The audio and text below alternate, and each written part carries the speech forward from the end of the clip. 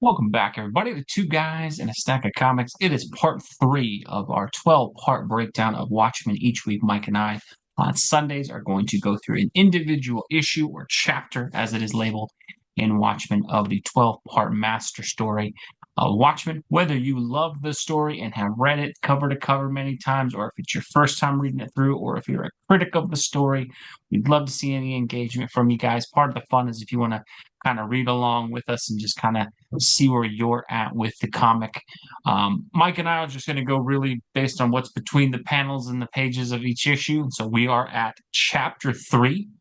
Our story thus far, we get our opening chapter 1, Rorschach, investigating the murder of the comedian. We see him sort of revisit these different superheroes and interact with their relationships. We meet the retired Ozymandias, the retired Night Owl. We see Dr. Manhattan for the first time. Second issue, we really roll into the funeral of the comedian with a lot of intermingled flashbacks that kind of present a lot about the characters, the history of the world, the way superheroes have been perceived in this universe. And as that story ends, the Rorschach, continuing his investigation, believing that all of the heroes who used to be a part of their group are being targeted. And that's where we pick up with chapter 3, Watchmen. Judge of All the Earth is the chapter we've got. The great Alan Moore writing. You've got John Higgins on colors and Dave Gibbons, who I'm amazed. This is probably my fifth or sixth read through of this. Normally, the Moore storytelling is the part that captures the most. The Dave Gibbons art is more what I've been focusing in on this issue in this read through. But Michael, I'll kick it to you to start, sir.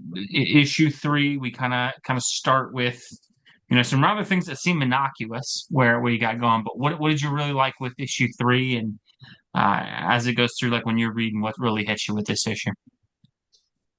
Oh man. I really love that we're taking a week in between these because it gives you a little bit of perspective. Of course, when they were coming off the newsstands, you'd have to wait a month. But we get a week to kind of reflect and then we come back and read another one. And this issue was just a masterclass. The genius and the talent to weave three stories together in one issue, one story being the fictional story of the kid who's reading the comic book from the newsstand, Mm-hmm. and the tale of that story about The Black Freighter and all that. Yeah. yeah, kind of a Robinson Crusoe. He gets stranded on a deserted island, and in the probably like the 1600s or something, and then the story of Laurie and Dan, and then the separate story of Dr. Manhattan is just incredible the way he weaves those stories together. And we got a little bit of a taste of this in the last issue of how well Alan Moore did. And it's almost like when Alan Moore was writing this, he was like, yeah, that went pretty well, tying in the past to the present with the two superhero Flashbacks groups. intermingling with current events, and yeah. It's almost like he was like, I'm going to take it up a notch and see if I can weave three stories together at the same time. And he pulled it off. And he gave us an extra fictional story in the genre that he probably, always flirted with in his imagination, that I could write, a swashbuckling comic book like that or a pirate story. And it's pulled off beautifully, and what's so interesting, is that when he's weaving the stories together, and I'm going to pull out a panel from the shipwreck story. I'm going to try and pull out a panel. I had another panel. I'm going to pull out, okay, the one I was going to pull out was, oh yeah, that's brilliant too, is this panel right here Mm-hmm. uh, on this page. And you can see like the interview is over with Dr. Manhattan, and then Laurie and Dan are getting mugged, and they just defeat the muggers, and their event for the night is over as well. There were just like about half a dozen of those Yeah, Um, the way he weaves the stories in terms of the transition from one thing seamlessly to another. I think it's that, like, that's obviously a recurring theme throughout the first, 5 or 6 issues of Watchmen when you read it. I think the cool thing with Moore, and I think issue 3 starts to do the different narrative things to another level, like you said. I think what he does so well is you get 3 stories, but you don't feel like any of them are just there for no reason. mhm. And I think one of the things that I always credit Moore for with Watchmen, I think whether you love the story or hate the story, what I will always give him credit, and I think issue 3 is the start of this, is you can tell how much planning went into this.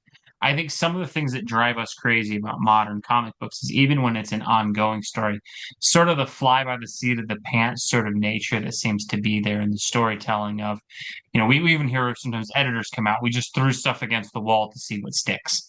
And what you can tell with Moore, not only is he creating a universe, creating these individual characters, creating this whole kind of world of Watchmen, you can tell he had just such a layered approach to everything he was doing, that everything, every panel, everything was intentional. And as a reader, that's one of the great things in that I feel like so often now when I go to the shop on Wednesdays and I buy books, I'm paying $3.99 for I'm paying for 20 pages. Maybe 8 to 10 of them actually contributed to the story. And the other 10 almost sometimes feel like, well, I had a page count I needed to get to this week. And so I threw this stuff in. And when you read Watchmen and you read more, everything is building, everything is going. Like you said, one of the cool things with taking a week in between reading these is you kind of pick up on those events and you think about it more. And obviously, look, it's hard to replicate, because there's going to be things we know happened in this story.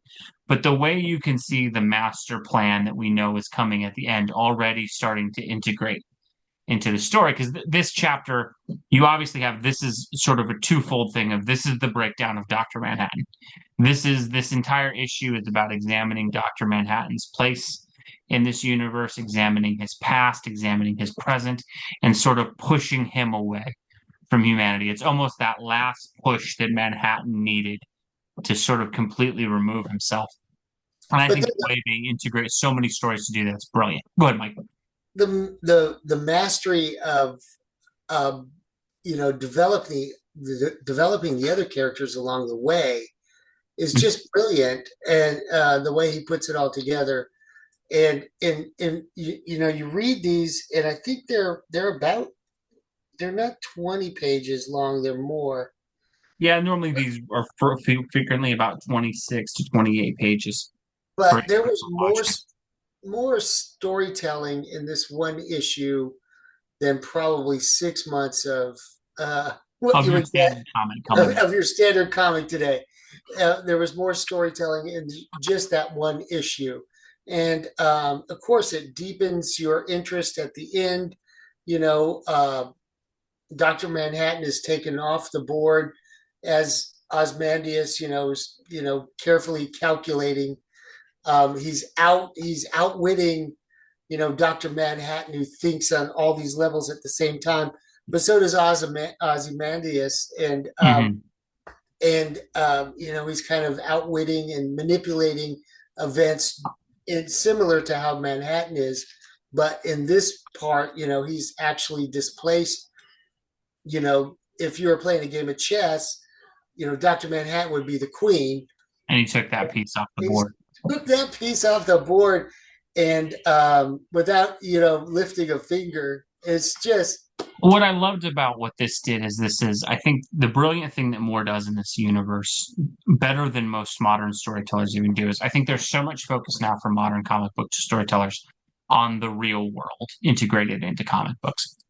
And what I think is really cool is Dr. Manhattan, despite this being a book written in 86 and 87, the media scorn that gets invited and how people start to connect events, and this person has cancer and this person has cancer and this person has cancer, and that probably means you're responsible for it, and the yeah. way everybody can turn on somebody, we see that a ton in culture. But again, it's such a brilliantly set up slow burn kind of thing to have that happen.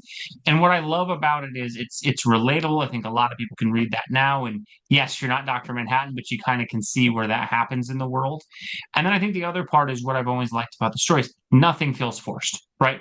This Yeah. story, the introduction point of Dr. Manhattan from his early interactions with Laurie and the way he is at the funeral and the story of the comedian that he recalls is all this thing of this slow, gradual disconnect from humanity that Manhattan has. And this is finally the breaking point for him where he kind of just gets to that point of, all right, screw it. That's it. I'm gone.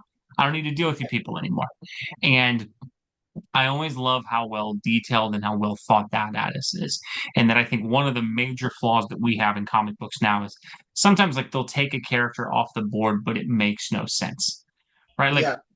for Right. instance, the Jane Foster Thor storyline they did. And I'm not going to beat up on that story too much, but they did this weird thing where Thor's unworthy and all it was Nick Fury whispered something to him, and all of a sudden Thor can't raise the hammer anymore.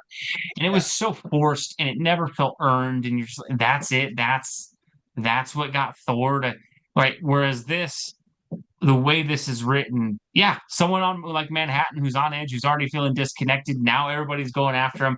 All these people he loved are suffering. You get that would be the breaking point where John is just like, that's it, man. That's it. I'm gone. Going to Mars. I don't have to deal with you folks anymore. I just want to deal with what I want to deal with. And I think that's so brilliantly done. I think the other part, what you mentioned, the whole Dan and Laurie story. Again, a lot of this again is that relatability. Dan and Laurie are two people who feel lost and aimless in life, right? Dan is, his only thing that we know about him so far is every time he sees Rorschach, there's sort of this pain of what used to be and all Yeah. that. And then he goes to Hollis's house and they recall the good old days and all He that. And you wants to see, he wants to get back at the superheroing again. yeah, and so you finally get where both him and Laurie, these unhappy people, they finally get the excuse to with this mugging. I love how he presents the mugging in that, like, look, obviously they're defending themselves, they wouldn't be expected to, but you can tell it's almost two people who've been looking for it. Like it's Yeah. finally that thing of, and I think that's the huge relatability piece that he does well with those characters too, is that if you're going to examine superheroes, people like that would not just want to retire and be Yeah. done. There would always be this the same way that any of us who used to do something, there is always this itch of if you had an excuse or this belief of like, if I just really tried, maybe I could go do what I used to do. And I think that is so well laced into the story with these characters and how they work.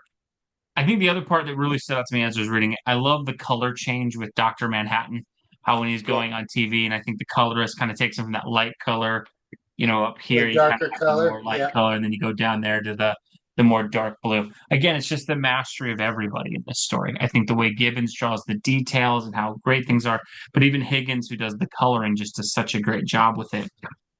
I think I, one of the things that really stands out in this is that like you said, him lacing all things together.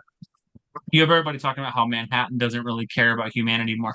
I love those couple of pages where he's like walking through old places though before he leaves and he's like seeing the pictures and things because it's such a great picture of Manhattan is it is truly this guy who's disconnected, but there's still these small tethers that are there. And I love how more throughout the story continues to just weave these same things that will be revisited, 9 issues from now. Overall, it's so good. And then I like, Rorschach again gets an appearance at the end because he's got to appear. And you get that great, he breaks into Dan's new lock. yeah. I know. It's so That classic, was right? and I love, Rorschach to me, despite having such a small role in the story, I love that he's the only one seeing it.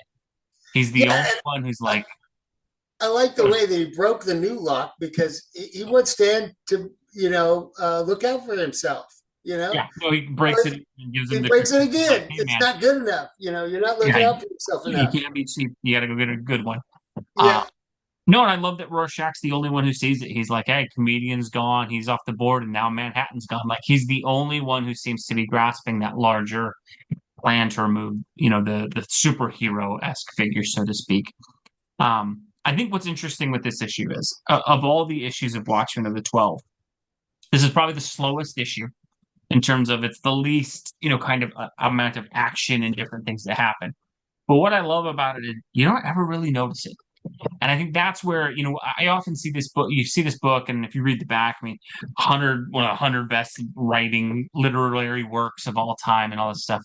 It truly is because once you get it, you just get engrossed into it. And I think that's something that Moore does everything that modern comics want to do. And I can kind of you see the influence of this story in so much of what we do now. It's just that people aren't as good at doing it. And I I think that's the incredible thing with him is you're 3 issues in, but how well you feel like you know these characters already is what really resonates with me as a reader, where it's like, and maybe some of that's the nostalgia pieces if I've read it multiple times and everybody knows these characters well. But just going week to week and reading it, I'm always amazed at like the subtle, slow build that's going through it. It's a genius piece of storytelling. There was a personal Easter egg in there for me, and it was the cab company that the lock guy recommends for Laurie as they're leaving is Prometheus. Uh-huh. And 20 some years later, Alan Moore did a great comic that is a personal favorite of mine. It lasted about 2 years. It was called Promethea, and it was his attempt at superhero kind of comic, but he did it in such a different and unique way, and it's amazing. So I just kind of picked that up. Of course, Promethea probably wasn't even a twinkle in his eye yet, but then it made me think like, well, maybe he relates to the god Prometheus, the bringer of the fire and of knowledge and light. And so anyway, it just got me thinking about that, and it got me thinking about Promethea. Um, I've almost got a complete run now. They're really, inexpensive comics, but I've almost got all 24 now, and it's great. No, it's so interesting to read this and seeing that like I'll be honest, I don't know that Alan Moore's impact on comics is great or not. But there's no question in my the story. It lives up to the hype when I read it every time. And that I think sometimes on the periphery of things, you're like, that was good. And you read it, like, that's great. And then a couple years later, like, yeah, maybe it's overrated.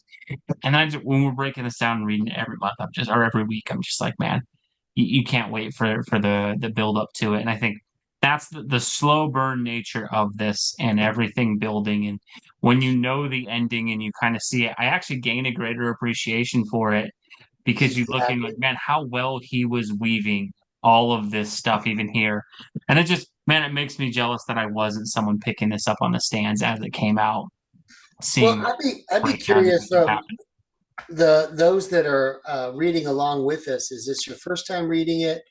I would like to see in the comments like some of the little nuggets, like this Prometheus thing that I picked up that you picked up on, reading it for the second or third time, like we are, and definitely encouraging if you're reading along to wait the week in between, kind of let it gestate, let it and then pick up and read another chapter at a time with us. But yeah, I'd really be interested to see if anybody else is reading along with us like this and what their take is on it. Absolutely. That takes us to the end of the third chapter of Watchmen. Let us know, folks. What did you guys think below? Is there Easter eggs or things that we missed that stood out to you guys? How are you enjoying the story thus far if it's your first read through? And as always, whether you agree with us or disagree with us, we just appreciate seeing you guys' thoughts down below. Thank you so much for watching. We'll catch you next week with chapter 4. Have a great week. God bless you.